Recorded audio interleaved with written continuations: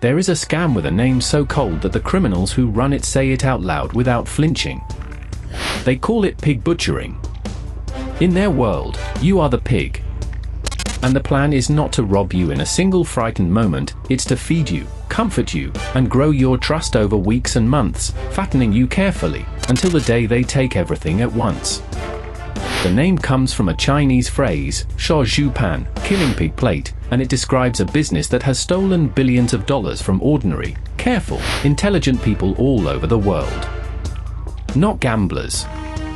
Not the reckless. School teachers. Engineers. Retired nurses. People who would swear they could never be fooled. And that certainty, I would never fall for that, is not your armor. It's the exact door they walk through. Because pig butchering isn't built to trick a fool in a moment of weakness. It's built to earn a smart person's trust over 100 quiet days. Stay with me, because by the end you'll see the opening move, and it may already be waiting in your phone. It almost never begins with money. It begins with a mistake, or what looks like one. A text arrived from a number you don't know. "Hi Sarah, are we still on for lunch Thursday?" You reply that they've got the wrong number. And here is the first gear of the machine, so gentle you'll never feel it turn. They don't just disappear. They're gracious. "Oh, I'm so sorry to bother you, that was rude of me. Have a lovely day." Warm. Polite. Human. Maybe they add a small joke. And because you're a decent person, you answer warmly back. That's it.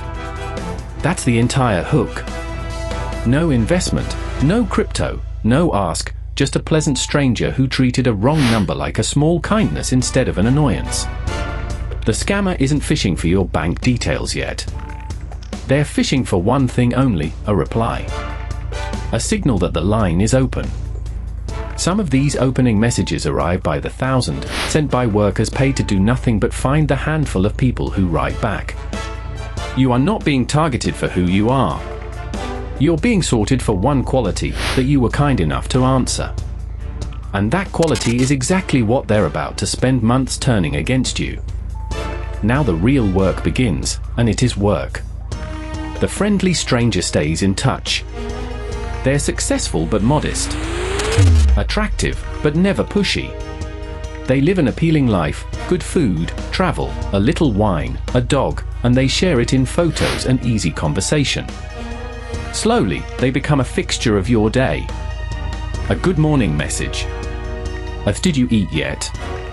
A voice that remembers what you said last week. If you're lonely, they fill the silence. If you're stressed, they listen. They ask nothing and give attention freely, and week by week a relationship forms, romantic, or simply a deep, trusted friendship. Here's the part people can't accept afterward. To you, that bond is completely real. The comfort you felt was real. The relief was real. What wasn't real was the person on the other end, often not one person at all, but a team working from a script, sometimes themselves trafficked into a locked compound and forced to run these chats under threat of violence. The warmth you're receiving is manufactured by people who may be prisoners. And nothing has been stolen yet. Because the first thing a pig butcher takes from you isn't your money. It's your trust, patiently, genuinely earned, so that when the ask finally comes, it won't come from a stranger. It'll come from someone you defend. Then, one day, almost as an afterthought, money enters the conversation. Never as a pitch. It slips in as a detail of their wonderful life, an uncle in finance, a private trading tip, a little crypto platform that's been very good to them. They don't sell it. They downplay it.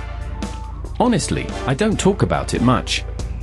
Curiosity, of course, is now yours to feel. When you ask, they're almost reluctant to help, and that reluctance is the sale. Eventually they walk you, gently, onto a slick investment app or website. It looks flawless, live charts, a clean dashboard, real-time balances, responsive support. It is a complete, convincing forgery, controlled end-to-end by the scammers. You start small. You invest a little, and you win. The number climbs. You withdraw a modest amount, and it actually works. The money lands in your account. That successful withdrawal is the masterstroke, the single hinge the whole con turns on. Because now you have proof.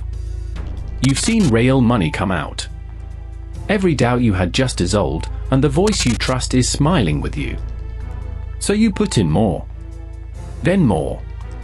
The dashboard glows with profits that exist only as numbers on a screen they own.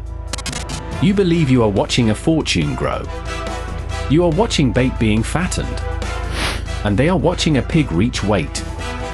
The end doesn't feel like an ending. It feels like the best day yet. Your balance is enormous now, life-changing, and you decide it's time to take it out. And that is the moment the trap, so long in the building, finally closes. Suddenly there's a problem. To withdraw, you're told you must first pay a tax, or a fee, or a deposit to unlock the account. The number is large, but next to your glittering balance it feels trivial. Pay it and the fortune is free. So you pay. Then there's another fee. A compliance hold. An anti-money laundering charge.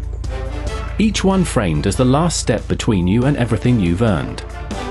This is the butchering, and it is engineered to bleed you to the very last drop. Savings, loans, retirement, money borrowed from family you haven't told. Some victims are pushed to the point of losing everything they have and everything they can beg or borrow, because the same person who now demands the fees is the person who spent months making you trust them. And then, one day, it all goes quiet. The app stops loading. The messages stop arriving. The warmest voice in your life is simply gone. On to the next number, the next reply, the next pig. The balance you watched grow was never real. The only real money in the entire story was yours, flowing out from the very first win.